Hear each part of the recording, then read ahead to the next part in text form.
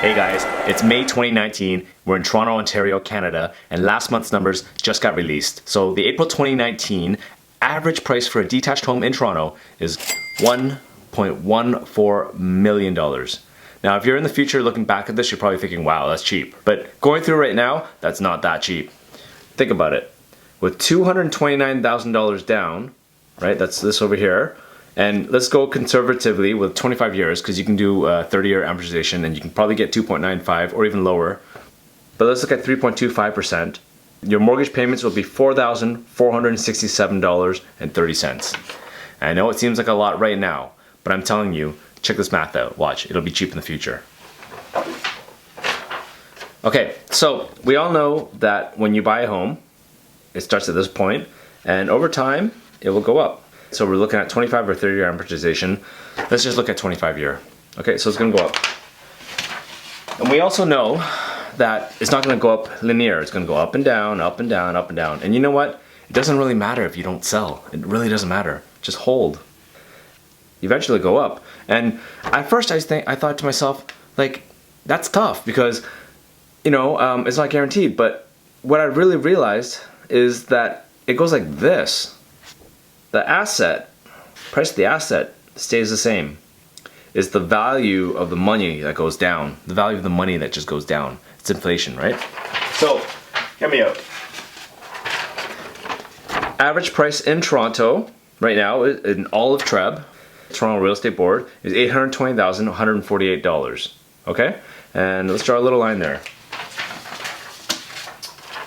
Over the past 23.3 years, right, since 1996, it's gone up about 422%, which would make it about $3.461 million in 23.3 years if it continues the same way, right, on the same trend.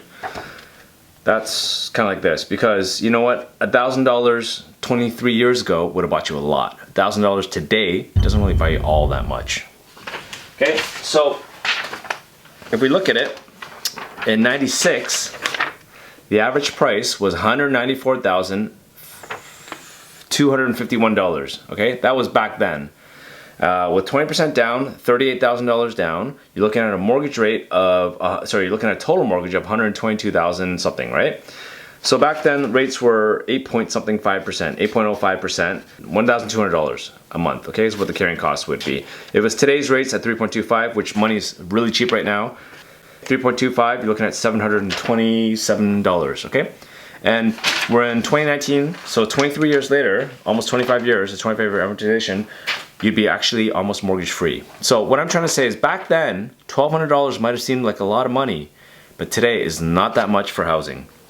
If you look at the average price in TREB, we're again fourfold, right? 4.2 times the amount. $820,000 is the current average price. 20% down, $164,000. You're looking at a mortgage, conservative mortgage payments of $3,197. Okay, I know it seems like a lot today, but in the future, what you're doing is you're buying a hedge.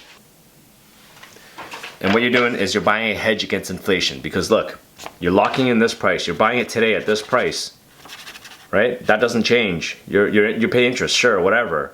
But look, when it gets to this point, like this, when it gets to this point, down the road, in 25 years, you're still paying an asset worth this much, or the dollar made it worth this much. The shrinking dollar made it worth this much, but you bought it at this price, and you're still paying it at this price. So,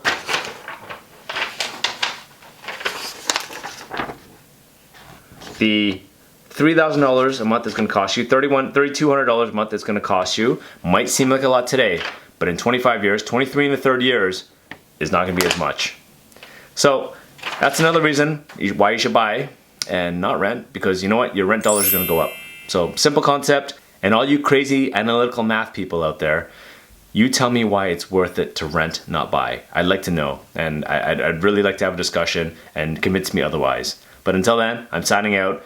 Leave a comment below or give me a shout. Talk soon.